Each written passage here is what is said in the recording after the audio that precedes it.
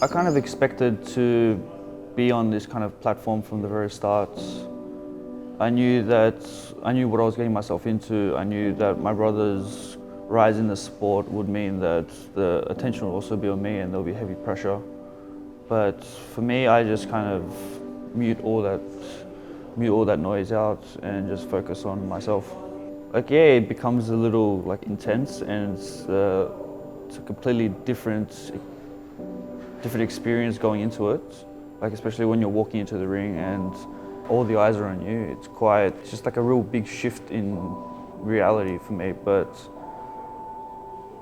it kind of like focuses you more. It puts you in this like state of mind where you know that the pressure's on and you know that everyone's watching, so you got to perform and you got to be at your best. Yeah, I think the public definitely underestimated Ben Horn. I think they didn't understand that he's tough. He's not someone that is going to just back down, and I knew that from the very start. I guess, yeah, there is also that bit of hype around me. People are kind of putting me on this, like, I'm already like a bit on like a pedestal, and people expect a lot from me, but I've only had 3 fights. I'm still so young in my career. My manager, Glenn Jennings, he understands the kind of pathway that I need to go through, and he's not going to let any external influences dictate how my career is going to go. He has a plan, and that's what we're sticking to. My dad watched the recording of the fight. I think one of my family members sent it over to him.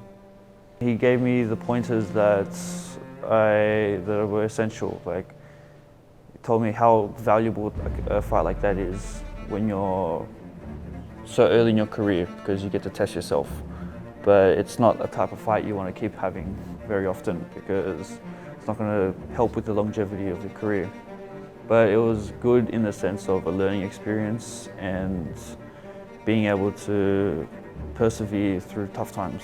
But like my first 2 fights, I didn't really learn much from them. My 3rd fight, I got a lot of experience from it. I learned a lot about myself and what it feels like to be in the ring in front of a lot of people, and things are kind of tough. Things are hard. It's not just a walk in the park. In the beginning, you need to more or less just build numbers, build the experience, and build the kind of the resume.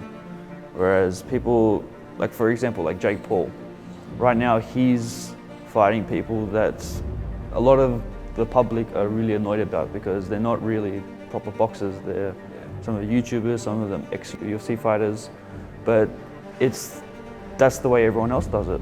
That's the way everyone else, like even all the world champions, their first few fights were against nobodies, and that's how it's done. That's just part of the business.